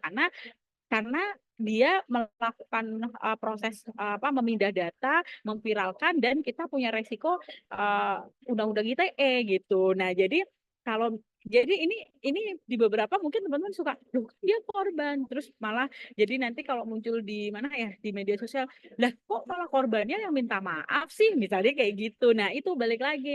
Jadi kalau misalnya apa yang kita dapatkan, misalnya kita jadi korban gitu ya, nah itu teman-teman simpan bukti-buktinya, tidak perlu dipindah tangankan ke siapapun karena agar tidak ada proses transmisi informasi gitu ya. Dan juga akan sangat bahaya kalau kemudian dia yang memviralkan misalnya gitu. Jadi simpan kalau teman-teman siap untuk memproses hukum, laporkan secara hukum. Tapi kalau misalnya teman-teman punya banyak pertimbangan, kemudian kebutuhannya adalah misalnya aduan teknologi dulu dilakukan, kemudian juga misalnya butuh pendampingan konseling dulu dilakukan. Nah, itu semua keputusan ada di teman-teman yang menjadi korban dari kekerasan seksual di dunia digital ini gitu. Jadi yang paling penting itu tadi, jangan buru-buru memviralkan, tapi simpan barang buktinya untuk menjadi bukti ketika teman-teman memutuskan untuk melakukan proses hukum. Mungkin itu mas sambungannya dari saya gitu ya ke Mbak Ratna. Baik, makasih banyak Mbak Putri. Nah, sekaligus Digifriend tadi terkait simpan bukti, bener tuh harus simpan bukti, apalagi sekarang segala macam chat itu bisa di-unsend ya, DM Instagram bisa di-unsend, chat WhatsApp bisa di-unsend, dan jaraknya cukup lama tuh. Dari kita chat sampai, ya mungkin sampai 10-12 jam tuh masih bisa di-unsend gitu. Jadi, memang segera deh simpan buktinya. Ya kalau misalkan chat seperti kayak screenshot dan lain-lain gitu ya. Karena memang bukti-bukti itulah yang bisa menyelamatkan dan ngebantu Digifriend seandainya Digifriend nanti jangan sampai, tapi kalau tiba-tiba menjadi korban, memang segala macam bukti itu yang perlu Digifriend pegang untuk menjadi pegangan melawan si pelakunya tersebut gitu. Terima kasih Mbak Putri, dan selanjutnya ke Mas Oktora. Nah, Mas Oktora, ini soal awareness nih. Kayaknya kan penting juga nih ya untuk kita bisa ngebangun awareness soal KSB ini, terutama di masyarakat. Apalagi sering juga korban itu tadi yang udah dibilang tadi Mbak Putri, bahwa mereka tuh sampai punya opsi gitu, lapor nggak ya, karena pertimbangannya banyak gitu. Ada nggak sih Mas cara kita ngebangun awareness biar masyarakat itu, ya ketika dihadapkan dengan pilihan yang sulit, mereka itu nggak enggan, mereka tuh mau gitu langsung untuk melapor. Ya. Silakan Mas Oktora. Sekarang yang lagi beken di dunia kita tuh namanya viral justice. Itu. Jadi maksudnya gini, nggak bisa setengah-setengah. Begitu kita mau laporin, berarti kita udah mesti punya plan bagaimana caranya ini nyampe kemana-mana, sampai ujungnya semua yang mau main di atas nggak bisa main. Kira-kira seperti itu, gitu ya. Dan memang awareness mengenai ini jadi sulit banget karena orang ini cenderung untuk ngomongin keramaiannya, tapi bukan penyelesaiannya. Nah ini yang jadi kayak, orang rame-rame nih, besoknya ada trending baru lagi, orang ngikutin yang sana. Yang ini ditinggalin, jadi penyekan rame, mulai diusut, tapi pas diusut, pas diselesaikan udah pada nggak ngikutin. Udah mengikuti tren yang lain. Itulah kelemahan sosial media menurut saya. Jadi memang kalau kita bicara soal awareness jadi sangat complicated ya. Maksud aku complicated nih, mau mana dulu nih? Gua viralin dulu, atau kita siapin semua instrumennya, lalu baru lapor. Begitu lapor itu langsung kayak ada apa ya namanya, bahasanya tuh kayak dipermalukan secara publik orang-orang yang melakukan hal ini. Dan yang menarik adalah memang sampai hari ini kalau ada yang ngelaporin gitu ya, itu juga aku kalau melihat berita ya, aku nggak tahu ya secara detail ya, kalau melihat berita itu kebanyakan berakhir di meja perdamaian. Dan aku nggak ngerti ditekan secara mentalnya kayak gimana, mungkin karena itu ada teman-teman gitu ya, ditekan secara mental, terus ada ancaman mungkin dan lain sebagainya yang membuat akhirnya jadi salaman gitu. Padahal menurut aku hal-hal ini kayaknya tanggung nggak sih, udah keluar sikat habis sampai ujung gitu, karena toh at the end of the day si korban akan terus ingat kok masalah ini. Ini mungkin kalau teman-teman pernah jadi korban gitu ya, dan merasa wah gue mesti fight sampai habis, jangan tanggung-tanggung. Kenapa? Karena sampai kapanpun kamu akan ingat ada yang namanya jejak digital juga kan. Jadi mendingan tanggung aja all the way. Nah, itu kalau dari aku ya. Nah memang nggak pernah gampang nih awareness, terutama di dunia digital ya, itu nggak pernah gampang. Mungkin salah satu tadi seperti omongin tuh, bagaimana caranya platform bisa memberikan tanda kepada orang-orang pelaku-pelaku ini, dikasih tanda, tes, ini udah nggak bisa lagi dibuka. Dia dengan KTP-KTP-nya gitu. Misalkan ya, karena kan bisa aja bikin akun-akun baru. Gitu. Nah aku jujur ya, Savero, kalau kita ngomongin jalan keluarnya gimana nih, wah itu lebar banget bro, ngobrolnya 1 jam 2 jam mah kurang. Mungkin kayak DPRD kali ya. Mesti bersidang ya, bukannya satu hari jadi itu ya, bukan yang gitu. Yang agak lama gitu panggil semua, kira-kira seperti apa ya bisa jadi. Karena nggak pernah gampang. Ini sambil tadi ngobrol-ngobrol, aku tanya ke 7 orang cewek tim aku ya, di depan aku. Pernah nggak di catcalling? Pernah. Rasanya apa? Dilecehkan aja. Walaupun itu jungkok, iya, walaupun itu jungkok gitu. Kecuali di WhatsApp saya langsung, ceritanya beda tuh ya, langsung. Jadi aku rasanya gini, banyak orang udah terbiasa diperlakukan seperti itu, gitu ya. Dan ini seharusnya dimulai dari keluarga, dari pendidikan. Nah, nggak heran Indonesia fatherless country nomor 3 di dunia. Kita udah membiasakan hal itu karena tiap hari mungkin udah kena gitu ya, kan terutama yang naik public transport gitu ya. Jadi siapa yang mesti quote unquote bertobat dalam hal ini? Satu negara bertobat. Gak gampang memang. Hukum mesti betul-betul tajam ke siapapun. Nah ini hal-hal yang menurut aku perlu kita renungi bersama. Kalau enggak ini akan terulang. Dan kayaknya nggak bakal habis gitu. Kecuali ada teknik jerak ya, bikin jerak. Nah aku jujur aja kalau bikin jerak tuh banyak orang nggak tahu dia sedang melecehkan. Itu yang nggak enak. Yang salah tuh di situ. Banyak orang tidak tahu dia sedang melecehkan orang lain. Tadi ada tulisannya tuh, ada yang ngomong, ah gitu aja lu, biasa dilecehin gitu. Ah gitu doang gitu. Nah itu hal-hal yang menurut aku kembali ke rumah. Ada di rumah. Nah, itu yang sulit. Tingkat pendidikan kita beda. Latar belakang keluarga beda-beda semua, secara norma kita beda-beda, gitu. Walaupun ada norma besar bersama gitu ya. Tapi itu hal-hal yang menurut saya harus segera dibenahi kalau hal-hal seperti ini tidak ingin terulang lagi di depan. Gitu sih kira-kira Sapero. Jadi berat banget ya obrolan. Iya, tapi kok ngeringernya kayak miris juga ya sebenarnya ya. Karena hal-hal yang sering terjadi yang sebenarnya nggak benar tapi malah akhirnya jadi dianggap biasa. Iya, Gitu. Karena saking seringnya terjadi gitu. Padahal itu bukan hal yang memang seharusnya betul, terjadi gitu. betul. Makasih Mas Oktora Saya untuk. punya cerita menarik Oh sebenarnya. iya, silakan. Jadi Gimana Mas? saya satu nih ya. Mm. Jadi dulu saya siaran radio di Tamrin. Saya pulang itu jam 9, saya siaran jam 8, 9 malam sampai jam 12 malam. Jadi ini penyiaran infal ya, yang tinggal ujung-ujung doang nemenin orang tidur itu. Itu satu, pokoknya grupnya MRA lah, satu radio. Nah, di atas tempat radio tersebut ada yang namanya karaoke. Itu kalau nggak salah Masterpiece namanya. Nah, waktu saya pulang jam 12 malam, masuk lift kan saya langsung rame di lift. Jadi turun nih dari atas, saya lantai 8, Masterpiece lantai 10. Jadi saya masuk, langsung saya balik badan. Saya nggak mau lihat belakang saya lagi. Udah capek, udah ngantuk, pengen pulang cepet-cepet. Nah, itu dari perjalanan dari lantai 8 ke lantai 1, ke lantai dasar. Ada orang ngomong gini, Mas ganteng banget sih Mas, makannya apa sih Mas? Itu yang ngomong orang terpelajar by the way. Kelihatan lah ya. Dendi, wangi gitu. Ngomong ke saya kayak gitu. Saya langsung kayak, gue dilecehin hari ini gitu. Itu yang menyebabkan saya langsung mikir, kalau saya ngerjain ngomong hal seperti itu ke orang, apakah itu melecehkan atau tidak ya? Nah, buat dia mungkin itu tidak terasa melecehkan. Buat saya waktu itu saya lagi capek banget, yang ngomong juga laki juga yang muji-muji gitu.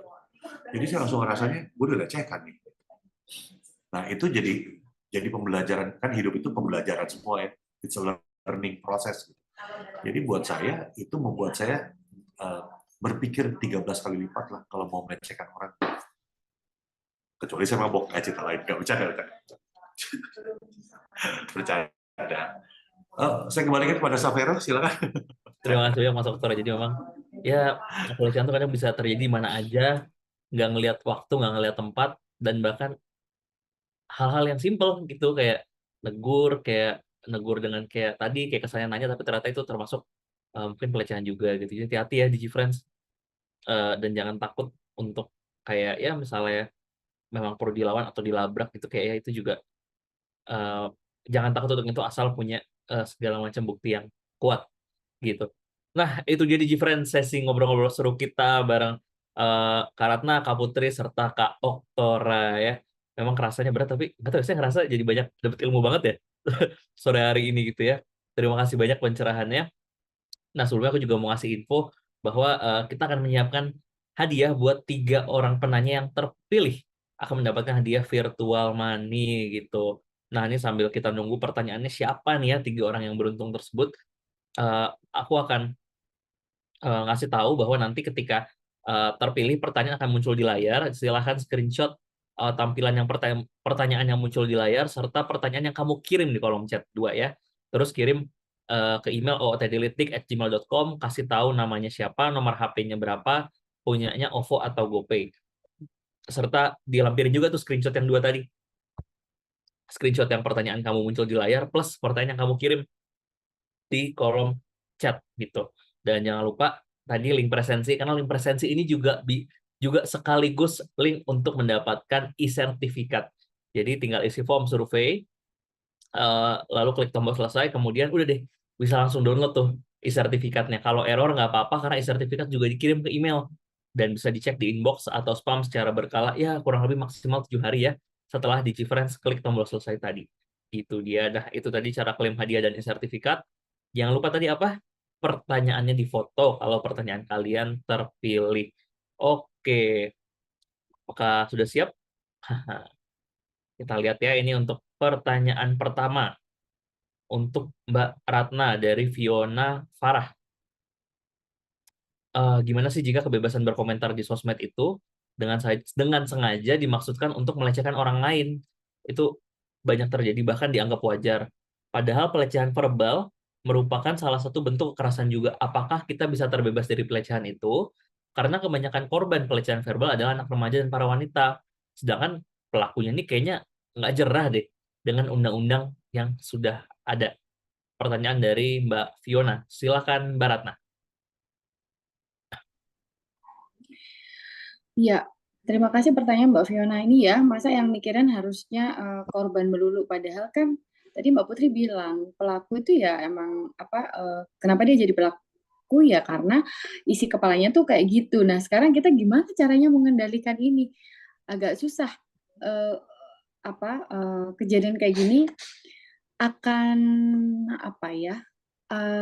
bagaimana menghindarinya? Karena saya yakin kayak Mbak Fiona tadi udah bilang udah tahu gitu ya. Tapi kan orang lain yang melakukannya ini yang bikin pusing. Akhirnya ya forum-forum semacam inilah yang harus diperbanyak supaya orang semakin aware bahwa yang dilakukan itu salah, supaya tadi orang tuh nggak sadar kali ya kalau itu salah. Orang tuh nggak tahu kali ya kalau itu salah. Ini yang harus disadarkan karena kalau hmm, jadi kan kalau korbannya jadi yang kita sasar itu adalah orang-orang yang masih pikirannya nih melenceng nih. Nah, kalau korbannya gimana ya? Korban tuh udah jadi korban disalahin pula ya kan? Oh kamu sih ini, kamu sih itu gitu. Padahal kan nggak demikian.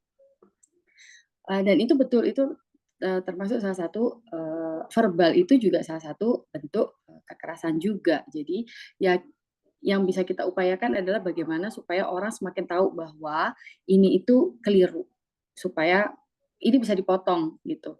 Udah nggak ada lagi yang begitu. Nah, hukumnya, nah ini agak bermata dua ya. Maksudnya undang-undang ITE ini kan udah mengandung ancaman yang cukup tinggi. Tapi kan memang pada kenyataannya prakteknya undang-undang ITE ini ya yang pakai kan tidak tidak kita akhirnya tuh ya pasal karet akhirnya gitu loh, jadinya dipakai kalau lagi perlu gitu. Kita juga nggak mungkin akan memenjarakan semua yang ngomong aneh-aneh di medsos ini, luar biasa sibuknya lah ya nanti si penegak hukum ini. Tetapi yang kita bisa lakukan adalah kita jangan bosen-bosen, jangan capek-capek ngingetin dan membangun awareness ini, karena kalau nggak gitu ya akan terus terjadi. Dimulai dari kita. Apa yang tidak kita lakukan di dunia nyata, janganlah dilakukan di dunia maya. Apa yang keliru di dunia nyata, ya di dunia maya itu juga keliru. Nggak ada sesuatu yang di dunia nyata boleh, di dunia maya jadi nggak boleh, atau sebaliknya di dunia nyata kita tidak boleh, tapi di dunia maya boleh gitu kan? Enggak. Jadi ini yang golden rules dalam dunia maya, bahwa apa yang kita tidak boleh, ya tidak boleh juga di dunia maya. Ini golden rules yang harus dipegang. Begitu Mbak Fiona. Baik, terima kasih. Karatnya juga memang salah satu golden rules-nya, ya jangan beda-bedain lah apa yang ada di dunia maya sama yang ada di dunia nyata ya. Itu sebenarnya sama aja. Kalau emang kita beneran beretika di dunia nyata ya jangan sampai di dunia online juga jadi seenaknya gitu. Nggak bisa segitunya kok, maksudnya nggak bisa sembunyi segitunya di balik layar itu gitu. Karena apalagi dengan teknologi yang mumpuni sekarang, semua orang itu mudah dicari, mudah ditemukan ya, apalagi jika dia berbuat sebuah kejahatan tertentu gitu. Thank you Mbak Ratna untuk jawabannya. Dan selanjutnya untuk pertanyaan kedua untuk Mas Oktora nih dari Bianca Nina. Nah, pertanyaannya gimana sih cara agar korban pelecehan seksual secara online bisa speak up tanpa harus merasa dihakimi? Karena ya sering banget netizen itu malah menyepelein hal itu. Menarik nih pertanyaannya. Silakan Mas Oktora. Waduh, kalau saya ya, jadi apapun yang kamu lihat di dunia digital itu hal yang harus kamu waspadai. Apapun. Jadi maksud aku gini, kalau kita menggunakan media sosial dan kita menganggap bahwa itu hidup kita, apapun yang dilakukan, apapun yang ada di media sosial akan membuat kita terpengaruh. Nah, yang mesti diingat, di media sosial itu banyak orang yang tidak benar ada. Saya bisa bikin 4 akun yang berbeda. Yang satu buat baik-baik, yang satu buat jahat-jahat, yang satu buat nakal-nakal. Nah, jadi kalau kejadiannya ada di media sosial, untuk ditindaklanjuti, bukannya nggak bisa, bisa. Tapi itu akan jadi sangat effort buat kamu. Kecuali kamu mengalaminya itu secara offline, lalu kamu speak up di dunia digital.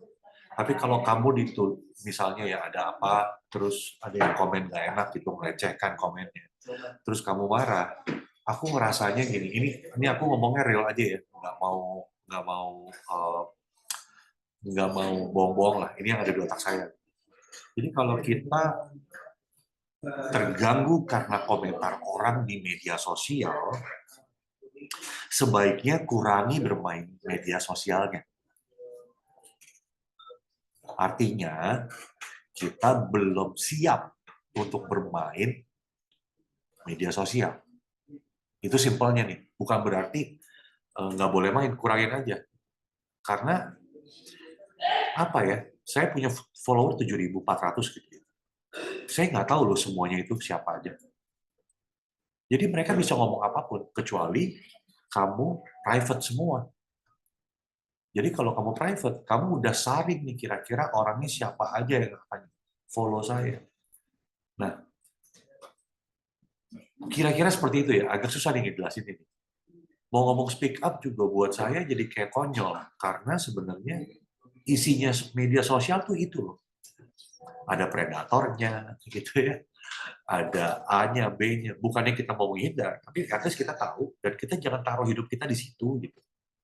Hidup kita tuh yang offline-offline ini, kerja kamu, keluarga kamu. Kenapa nggak banyakin waktu sama keluarga? Ini contoh aja. Jadi, aku ngeliatnya seperti itu. Nah, kita bicara soal speak up sekarang. Tadi sempat kita ngomong ini, kan kita ngomong awareness-nya speak up. Ya. Kalau kita mau speak up, ya pastikan viral justice terjadi. Balik lagi. Nggak tahu apakah kamu punya teman, atau kamu minta tolong teman kamu, misalnya ada 100 atau 200 teman kamu, yuk ngomongin hal yang sama, tolong regram gue dong, tolong regram gue, tolong requote tweet saya dong, gitu, misalkan gitu. Kenapa? Karena begitu kita speak up, yang tadi tuh mesti dikasih bukti, ya, mesti lapor. Itu kayak tahu kan orang sekarang tuh di digital males semua ya. Jadi untuk ngumpulin bukti screenshot, terus mesti lapor ke polisi, bikin BAP, terus apa? Kebanyakan mundur. Boleh tanya ke kakak-kakak yang lain. Kebanyakan mundur karena ribet banget gitu, kayak aku nggak ngerti sistemnya mesti perbaiki atau seperti apa gitu. Jadi kalau buat saya, pertanyaan tadi, mendingan jangan main media sosial dulu deh kalau masih suka kesinggung, karena ujungnya akan capek. Kecuali kamu kejadiannya offline ya, di kampus, dosen kamu yang apa, itu cerita lain menurut saya, fine. Tapi kalau di media sosial kamu kesinggung, aduh, itu kan tulisannya banyak kan, oh gitu aja kesinggung, gitu. Bacanya aja kesel sebenarnya, gitu. Jujur aja bacanya kesel, tapi bisa apa? Buat mereka itu cuma sebatas jempol. Jadi kira-kira kayak gitu. Nggak menjawab, saya tahu ini nggak menjawab pertanyaannya. Tapi saya nggak tahu caranya untuk menjawab itu. Karena lebih baik mendingan jangan main. Kalau nggak suka kesinggung. Ada kelas-kelas saya yang bilang, lu begitu masuk media sosial, ya, tanggalin aja tuh lu punya emosi. Karena akhirnya bisa dimanfaatin orang. Kerjaan saya tuh manfaatin emosi orang. Baik, kalau gitu Mas Oktora. Terima kasih banyak Mas Oktora Tidak menjawab. sharingnya.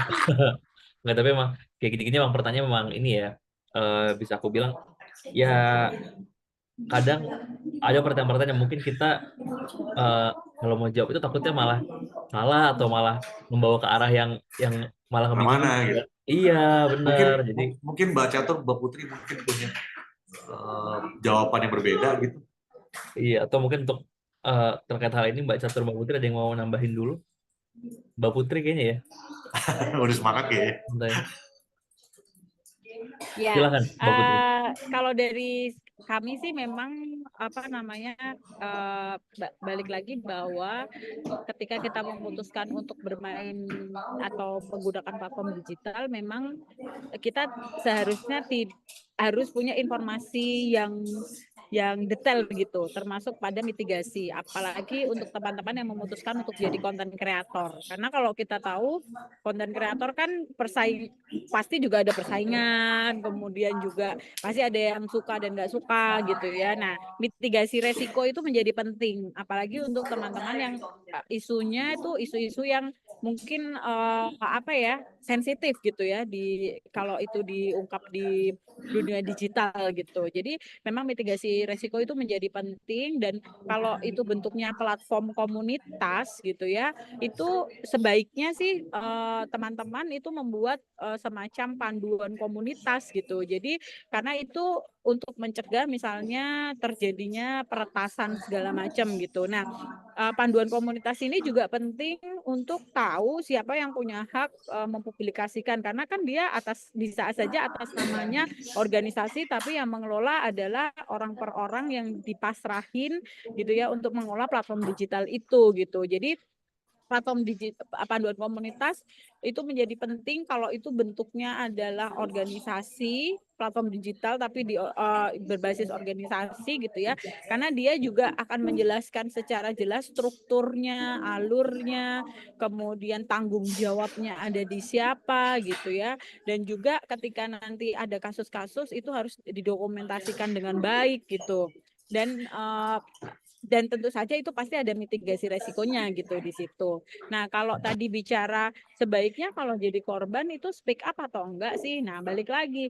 Sebetulnya keputusan korban untuk proses hukum atau tidak itu murni menjadi keputusan individu gitu. Bukan misalnya kita temannya atau kita saudaranya lalu kita yang memaksakan diri gitu. Oh, enggak, karena semua harus keputusan dari korban itu sendiri gitu. Nah, jadi apa yang bisa kita lakukan untuk membantu dia gitu. Salah satunya adalah kita bisa bertanya gitu, apa yang bisa kita bantu. Kemudian juga kita memberikan banyak referensi informasi. Misalnya kalau kamu butuh dukungan gitu ya, bantuan hukum, kamu misalnya, aku kasih contoh misalnya bisa menghubungi Sapa 129 milik Kemen PPA gitu. Jadi Kementerian Kemen PPA itu punya layanan Sapa 129 gitu. Atau misalnya juga bisa menghubungi misalnya Task Force KBGO atau UPTD PPA yang ada di wilayah. UPTD PPA ini adalah unit pelaksana teknis daerah perlindungan perempuan dan anak yang ada di masing-masing provinsi gitu.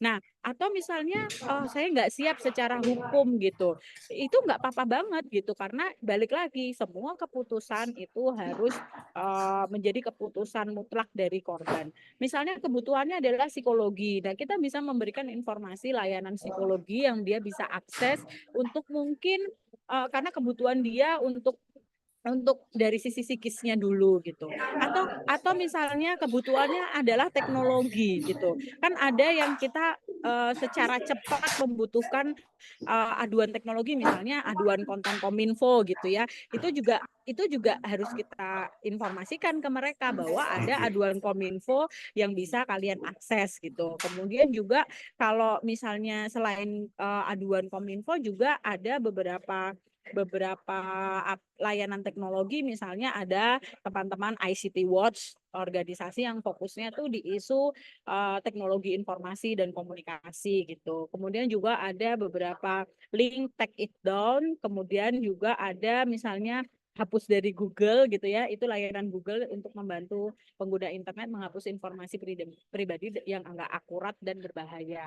Nah, jadi sebetulnya gitu ya, apakah keputusan orang mau speak up, korban mau speak up atau tidak gitu ya, itu menjadi keputusan mutlak dari korban. Nah, yang bisa kita lakukan memberi informasi seluas-luasnya, sebanyak-banyaknya, kemudian biarkan dia memilih gitu ya, mana yang akan dia lakukan terlebih dahulu gitu. Kalau sampai kepada keputusannya tidak lagi bermain teknologi atau tidak bermain platform digital, itu kita juga harus hargai keputusannya gitu. Itu Mas Safero.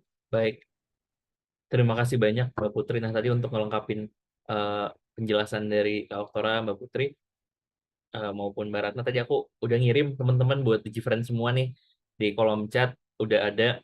Aku ingat dulu tuh aku pernah ikut salah satu pelatihan dari ICT Watch nih. Tadi udah di-mention juga sama Mbak Putri soal KBGO, dan mereka itu udah ngekompilasi apa namanya, berbagai link-link atau cara-cara pengaduan itu di link yang aku share, ada stopkbgo.id gitu. Di situ udah lengkap banget, benar-benar lengkap mengenai berbagai cara mekanisme pengaduan ya, terutama terkait kekerasan berbasis online gitu.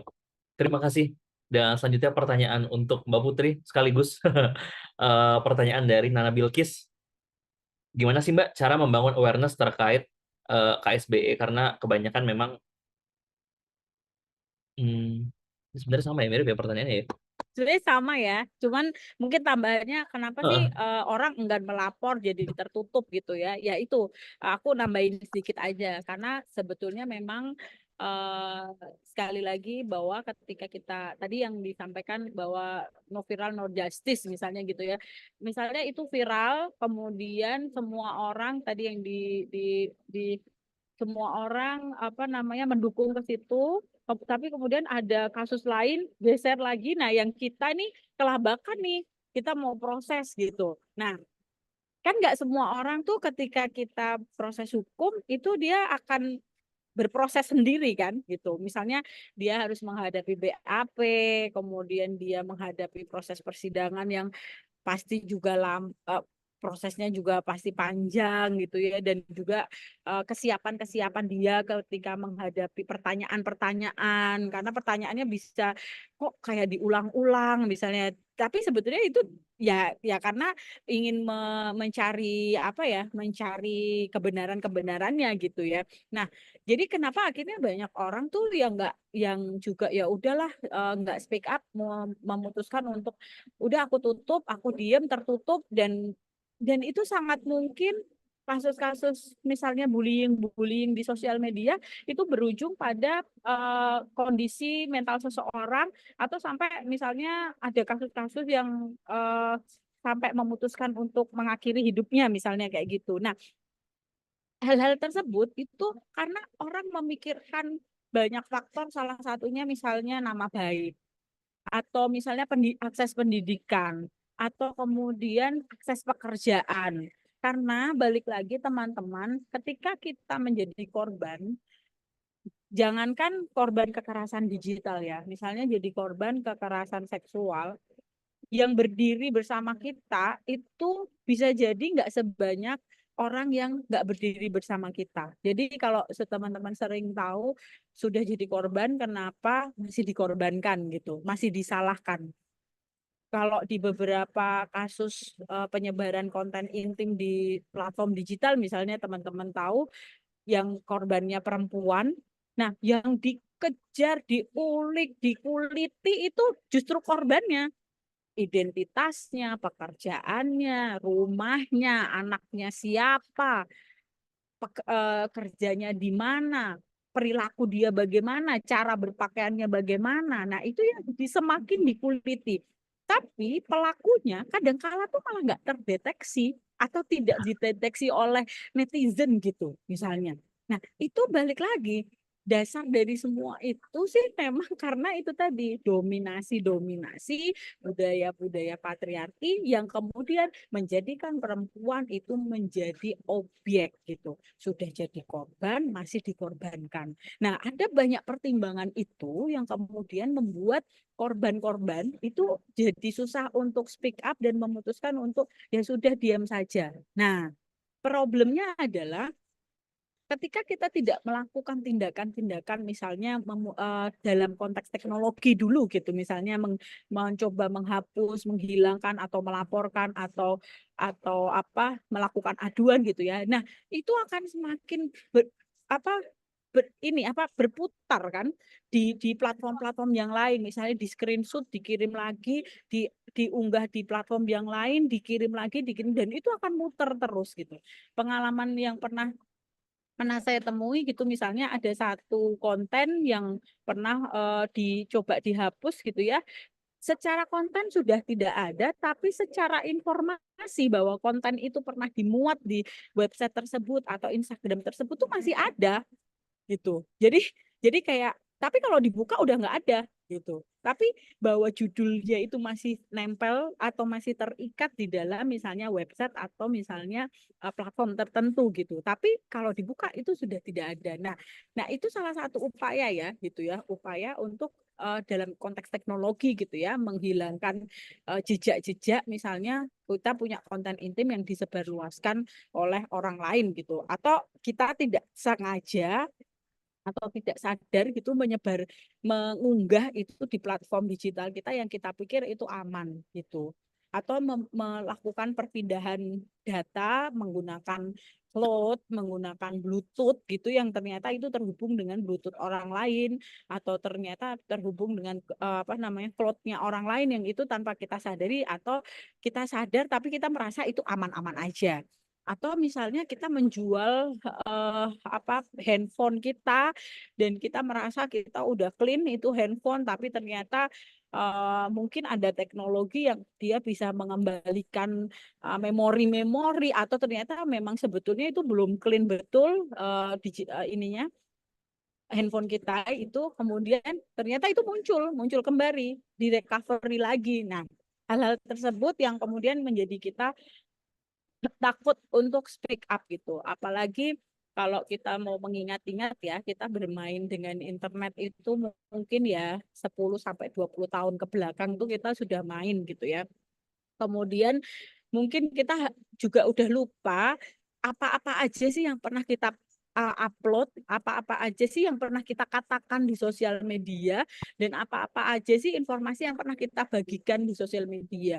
Apalagi ada beberapa platform tuh yang secara teknologinya udah tutup gitu. Dan kita waktu itu mungkin nggak sempat menghapus fotonya gitu ya, yang terus sekarang posisinya di mana ya ini ya bank datanya ya misalnya kayak gitu. Nah, sangat mungkin kan 20 tahun lagi tiba-tiba platform itu muncul kembali, kemudian mengkorek-korek lagi apa yang pernah kita posting, apa yang pernah kita sampaikan waktu itu gitu. Jadi memang kita harus mulai memahami resiko-resiko kita bermain media sosial. Tidak segampang kita bikin akun, kita posting, lalu kita dapat like, dapat komen, dan itu seneng gitu ya. Tapi juga kita memahami ada resiko-resiko besar, termasuk misalnya kalau sekarang udah ngomongin AI gitu ya, itu sangat mungkin ya misalnya identitas-identitas yang muncul di digital ini kemudian dilakukan di di dirubah-rubah sedemikian rupa gitu. Misalnya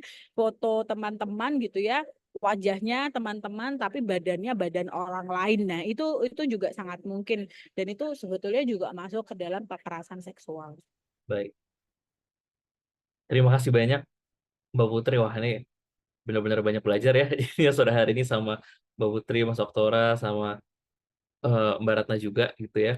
Nah, terima kasih banyak sudah menjawab pertanyaan-pertanyaannya, dan sesuai tadi apa yang aku bilang, 3 penanya terpilih akan mendapatkan hadiah virtual money ya tadi, dan semua pertanyaan sudah terjawab. Dan em, aku mau mau ngingetin lagi buat jangan lupa tadi di screenshot ya, harusnya udah di screenshot oleh teman-teman yang pertanyaan terpilih, baik itu yang dikirimkan maupun yang dikirimkan via chat maupun yang tampil di layar gitu dia. Nah, ini akan kita tampilkan ulang siapa saja 3 penyanyi terpilih yang mendapatkan virtual money. Silahkan. Yes, ini dia nama-namanya. Tadi yang pertama ada Fiona, Bianca, lalu Nana Bilkis. Silahkan juga bisa di screenshot, ntar dikirimin ya ke ootdlitdik@gmail.com, screenshot pas pertanyaan muncul di layar serta pertanyaan pas kamu kirim di kolom chat, dan kasih tahu nama asli sesuai KTP dan juga nomor HP-nya plus punya akun GoPay atau OVO. Udah, dia tinggal nunggu balasannya dari admin Litdik. Oke. Nah, DigiFriends, sekarang mungkin aku pengen minta closing statement dari kakak narasumber kita. Yang pertama mungkin dari Mas Oktora dulu, habis itu dari Mbak Putri, dan setelah itu ke Mbak Ratna. Silakan Mas Oktora. Oke, dari saya sederhana aja bahwa KSBE itu bisa menimpa apapun gendernya gitu ya. Dan teman-teman, sewaktu teman-teman masuk ke dunia online, coba cari tahu dulu gitu ya. Coba lebih paham apa resikonya, lebih paham bagaimana menavigasi diri Anda sendiri di dunia online supaya apa? Supaya tidak terkena problem-problem seperti ini, terutama KSBE nih yang kita bahas hari ini gitu ya. Kadang-kadang kita lagi kosong gitu, lagi sepi, lagi perlu healing, malah healing ke sosial media, terus ketemu cewek atau ketemu cowok yang baik-baik, ujung-ujungnya malah kena apesnya gitu. Nah, kayak gitu-gitu tuh teman-teman. Love yourself first, dan silakan bermain sosial media dengan tenang. Kira-kira seperti itu Terima dari kasih saya. banyak Mas Oktora. Selanjutnya boleh lanjut ke Mbak Putri, silakan. Oke, kalau dari saya teman-teman, tubuh digital itu representasi tubuh kita, sehingga batasi informasi untuk dipublikasikan di dunia digital. Kalau kamu korban kekerasan seksual, putus kontak dengan pelaku, cari bantuan dan laporkan. Nah, terakhir, jangan pernah buru-buru menghapus bukti kekerasan seksual yang kamu alami. Walaupun kamu punya ketakutan segala macam, jangan buru-buru dihapus, simpan sebagai barang bukti, dan kalau kamu siap, kamu bisa menggunakannya untuk memproses hukum. Baik, terima kasih banyak Mbak Putri. Mantap. Selanjutnya ke Mbak Ratna. Wah, pemungkas nih. Silakan Mbak Ratna. Baik. Di beberapa tahun terakhir ini kita sebenarnya perkembangan kita sangat menggembirakan di ruang digital ya. Kita jadi produktif, ada banyak hal yang kita bisa lakukan. Jadi jangan sampai hal-hal ini berhenti karena ruang digital kita yang tidak aman. Maka itu kita masing-masing mari berkontribusi menciptakan ruang digital aman untuk semuanya, untuk semua pengguna media sosial. Jangan segan-segan menggunakan fitur yang ada di platform digital. Kalau kita sudah terganggu, blok aja, report. Jangan khawatir fitur itu memang diciptakan untuk membantu kita juga. Jadi jangan khawatir. Kalau memang mengganggu, unfollow, unfriend, it's okay. Karena bagaimanapun kita yang meregulasi akun media sosial kita. Selamat bermedia sosial dengan gembira dan bebas dari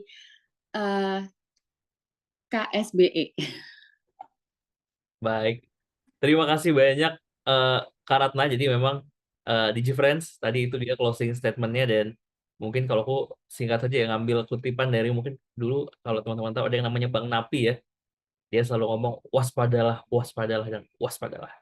Karena kita nggak pernah tahu kapan kejahatan itu mengintai, dan kita nggak pernah tahu kapan kejahatan itu datang ke kita. Ya namanya hari sial tuh nggak ada di kalender.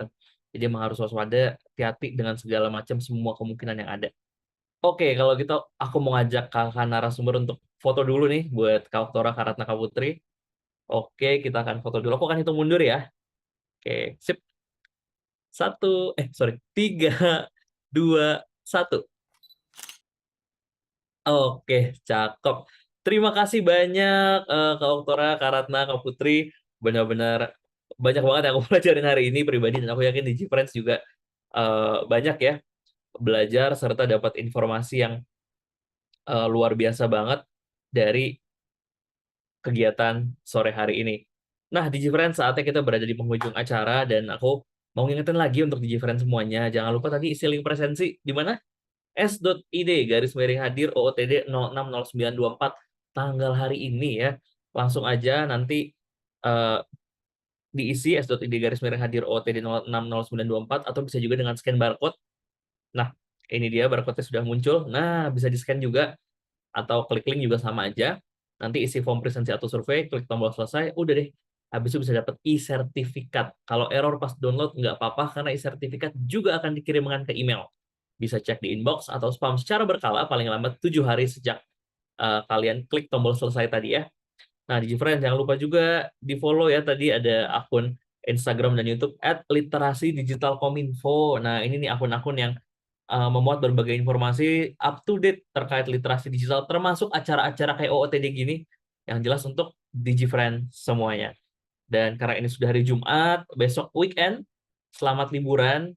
Kalau yang liburan, selamat liburan. Dan karena sore juga, mungkin ada yang masih di jalan, hati-hati di jalan. Kalau sudah di rumah, selamat berkumpul sama orang-orang tersayang yang ada di tempat tinggal kamu. Semoga malam ini menjadi malam yang baik dan penuh berkah, dan besok bisa liburan dengan aman, nyaman, tenang, dan tentram. Saya Safiro Dwi Payana mengucapkan terima kasih banyak, sekaligus mewakili teman-teman yang bertugas juga mohon maaf kalau misalnya ada kesalahan ataupun kekurangan dalam pelaksanaan kegiatan OOTD kali ini. Terima kasih DigiFriends. Assalamualaikum warahmatullahi wabarakatuh. Terima kasih semuanya.